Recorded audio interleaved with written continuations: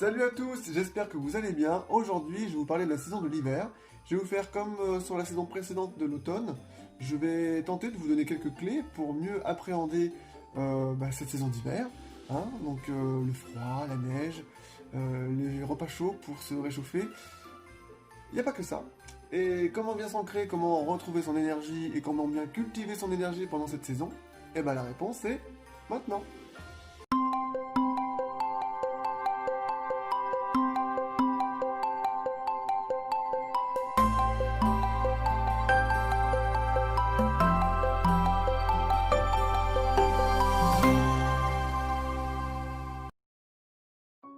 Alors bien sûr, cette vidéo, je vous conseille de l'écouter en pleine conscience, hein, en essayant de prendre le maximum de ce que vous avez besoin dedans, et de savoir que je n'ai pas la vérité absolue, et que du coup, soyez toujours sceptiques et continuez à prendre quelques éléments que je vous donne, et continuez à aller chercher des informations pour vous faire votre propre vérité, c'est très important.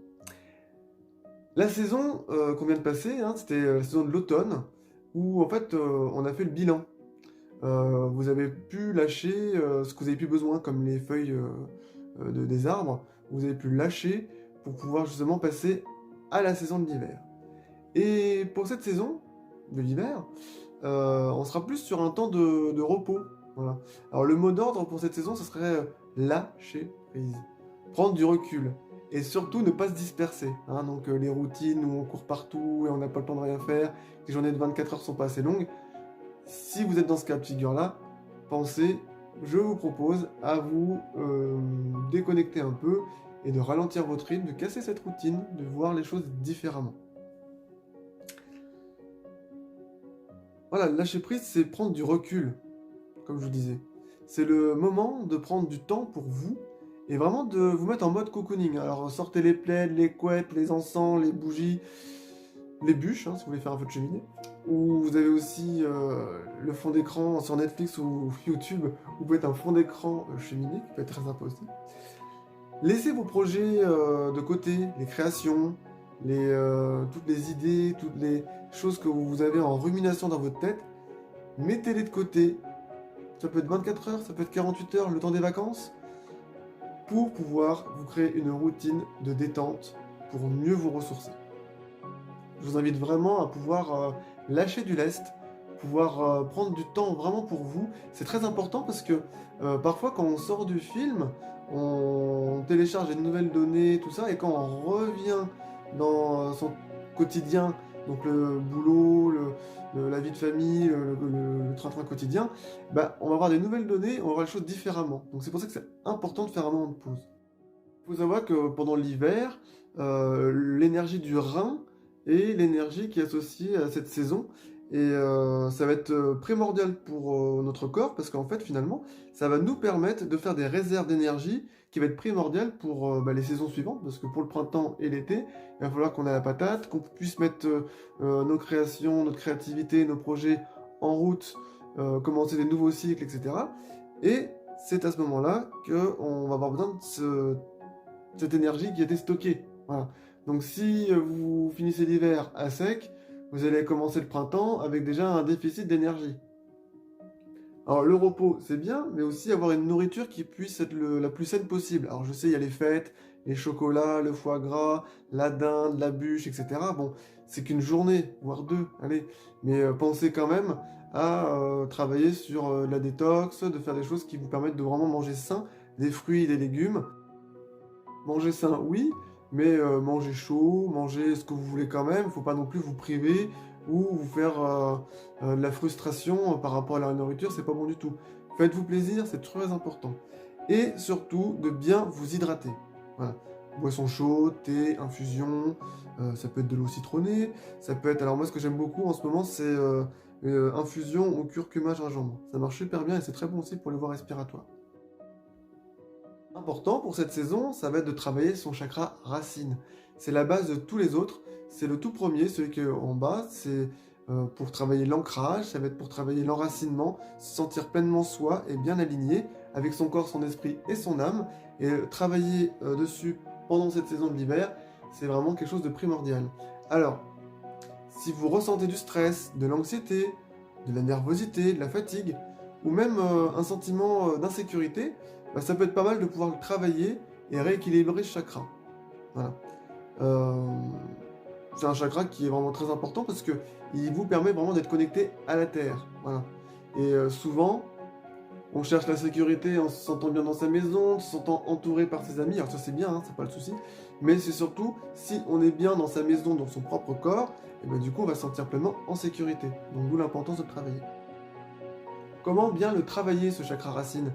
Eh ben, on va le voir ensemble. Dans un premier temps, en fait, il faut cultiver la pleine conscience. Hein, c'est très important.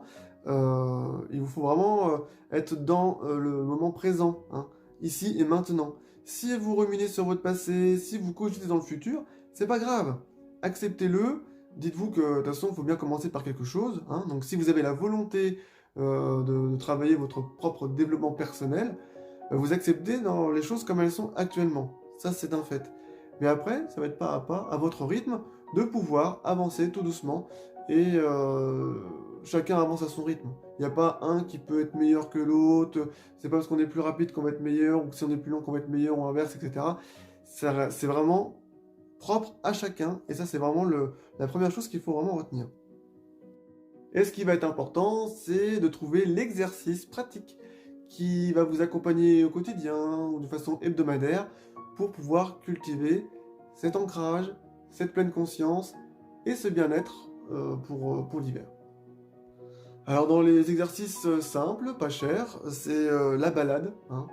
Vous trouvez dans un parc, une forêt, le bord de mer, se balader, être en pleine conscience devant l'océan, devant la mer, de voir les vagues en train de caresser le sable et faire les va-et-vient comme ça.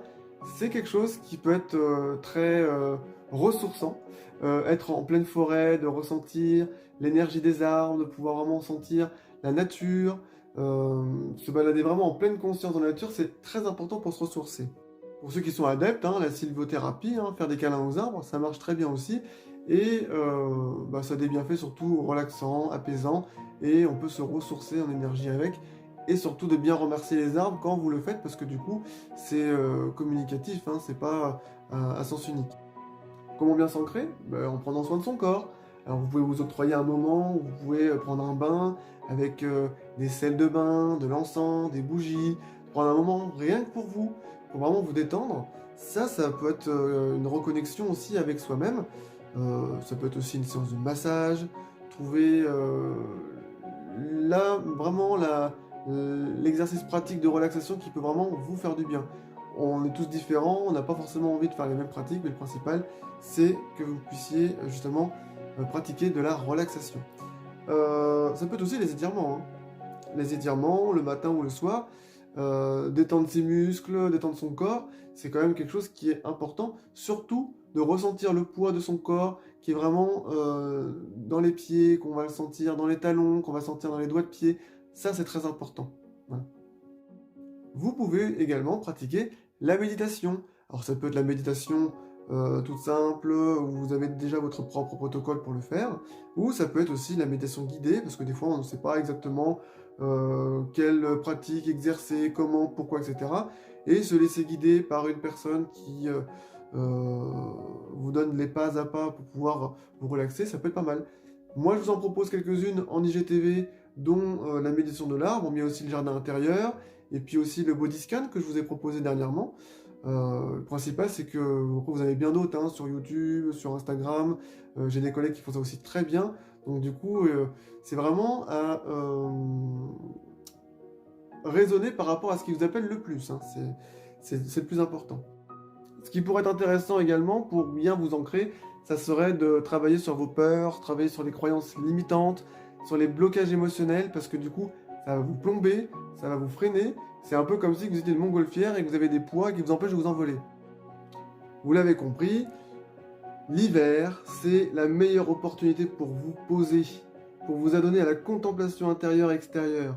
Alors je vous invite, pendant les fêtes, si vous avez des vacances, ou si vous avez un week-end, si vous avez un jour de repos, de vous installer confortablement, quelques instants dans votre canapé, ou dans le fauteuil, de prendre un thé et un chocolat chaud, et rêvasser, lisez, lâchez prise, regardez une série, instaurez une ambiance cocooning, plaid, bougie, encens, c'est ce que vous souhaitez. Feu de cheminée également.